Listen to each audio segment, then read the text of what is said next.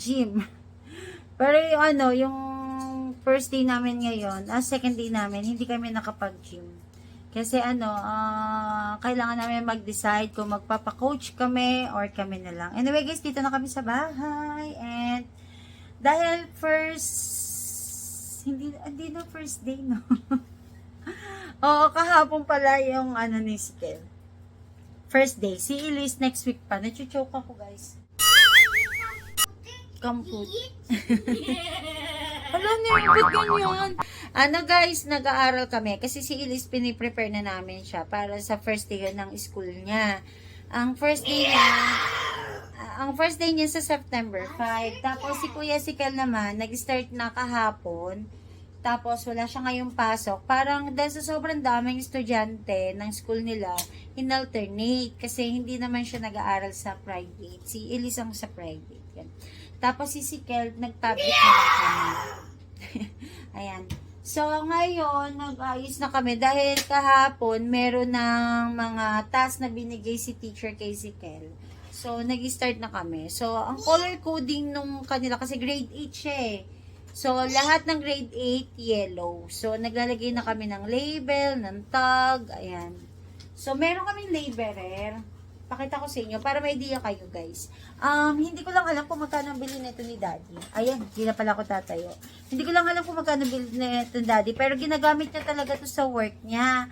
Kapag nagtatag siya ng mga kable, kung halimbawa pang anong number na camera yon, so ito yung ginagamit niya.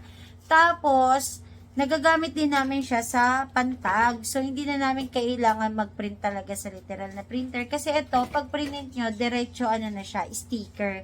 Tapos, madali na siyang ilagay. Tsaka, para siyang plastic ang style. So, kahit mabasa, hindi siya mag-fade. So, ganun to kaganda. So, ito, pakita ko sa inyo para may idea kayo. So, ito guys, yung laborer ni Daddy. Ito yung brother. Tapos, tapos ka na ba, nak? Tapos ka na? Sayang, magpapasample sana ako. kung paano gagamitin siya. So, kapag siya guys marami kang pagpipilian. Merong pagpipilian ng font, ng label, ng frame, ng symbol, tapos mga sample na yan. Ayan. Yan. Pag pinindot mo, hindi na lang natin siya ipiprint. Ayan. Marami siyang font. Meron siyang ayan, pagpipilian yan. Yan. So, yan yung mga font na pwede. Tapos, kung gusto ninyong may frame, kunwari, ang pipindutin lang ninyo, try mo nga, kuya. Kasi si kuya sa kanya. Yan, naka-bold yan. Kunwari, maglalagay ng label. O, tapos, kunwari, lagyan mo ng frame. Ayan, marami kang pagpipilian dito na frame. So, and tapos napapalaki at saka napapaliit. So, eto na yung sample. Yung sa math notebook ni Kuya Sikel. Ang cute kasi di niya daw napansin yung pinaka-frame. Ayan yun.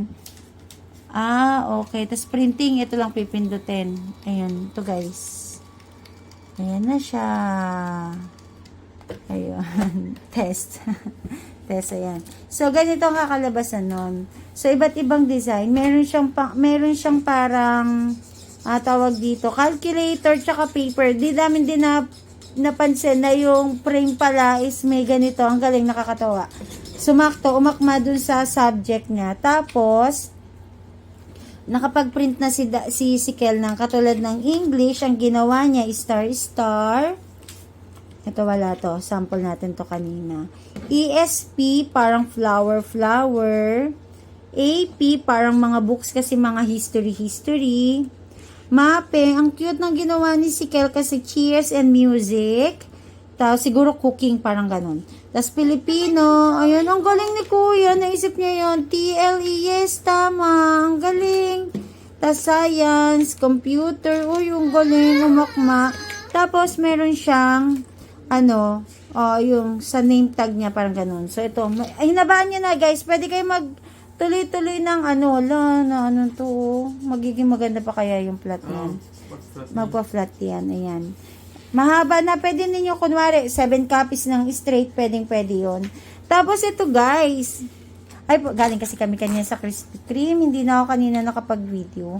Tapos, ito, dito kami nagkamali, guys. Pero kapag titingnan nyo, maganda naman siya. Kasi gold siya. Pero, dahil ang color coding nila si Kel sa grade level nila is yellow, ganito nangyari. Parang hindi masyadong, gusto niya kasing i-flex ko yung kanyang dinrawing. Sige, mamaya, guys, papakita ko sa inyo. Ganyan siya. Parang hindi masyado, parang yung pagka-gold niya is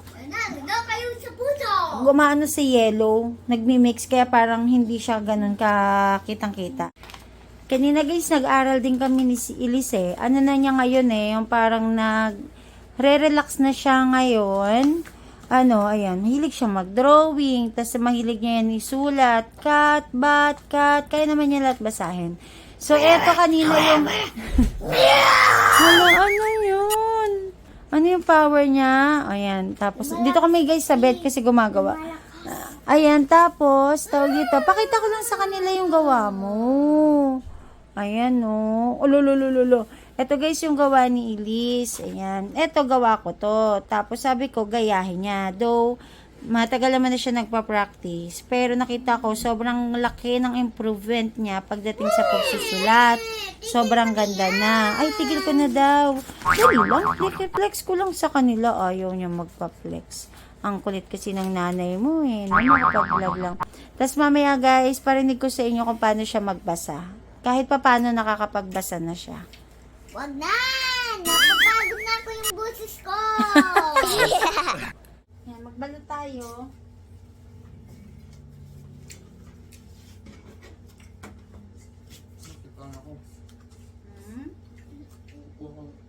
Dito ka na, bukan mo lang. It's literal na balot. Balot. Balot. Really, balot. Yan, pagupit mo na lang ko ng label. Sorry, masen. Sorry. Kain ka kasi ng corn. Sorry. Oh, sana si... Hoy, Les, may natira ka dyan. Kainin mo yun. So, yung 1/4 na nga lang ng donut eh. Hindi mo pa kakainin. siya may gawa. Sino pa? Ay, ko! May gawa nun. Ang gagawa mo? Ay, yung ground ka! Ano kasi ginagawa mo? Imamove ko yung paa ko! Ay, masyadong malakas yung force. Namaya, magbabasa kami ng Ilis. Ko nga! Lungkot ang lola mo. Liz, thumbnail tayo dito ka. Eh, sorry.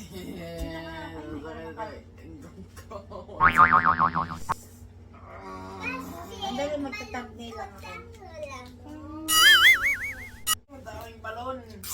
Baka mawala na to. Uy, bago tanggalin mo mag-birthday. yung mga balon. Asan yung balon? Kasi bang mabutas. Uy, masyadong mabigat yung balon. Sabi mo, hindi yung balon. Kasi nasa ano, hindi ko nga din mabuhat eh. Kasi na underground nga eh. Balon, well. Yes, I know well. Meow, meow, Sabi ko meow, mabigat, hindi ko mabuhat kasi meow.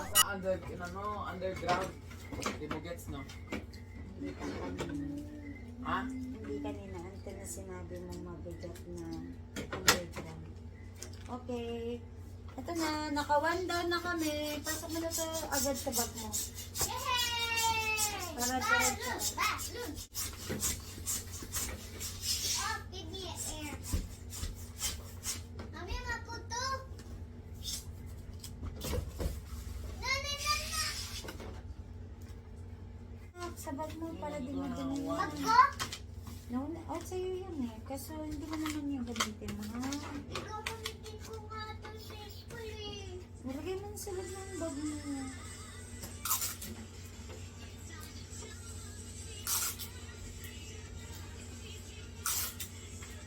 Guys, may Tapos ka na pamalo mag-cut? ako. Tapos mo na dito yung taas mo. May pamalo ako, guys. Pangpalo sa inyo.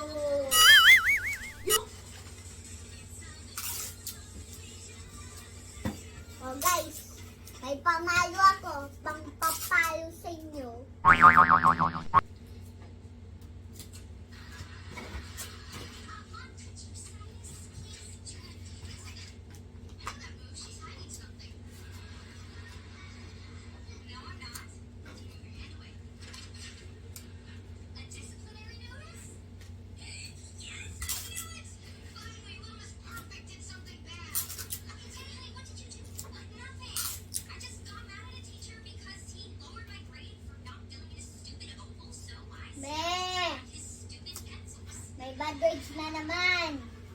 Sabi ko naman, comedy. May kasama bad words.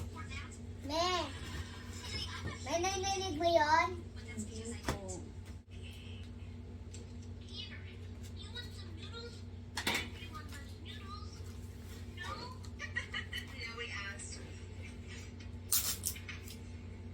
Nantok ako.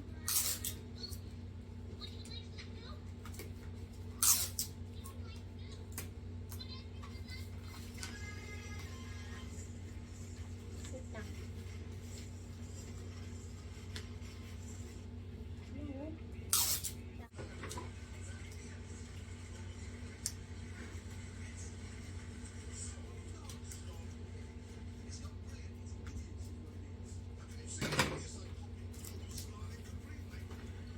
Kaya na yun. Maganda ba? 80 to Kel, no? Yung may check. Ayun, 80. Nakita ko na.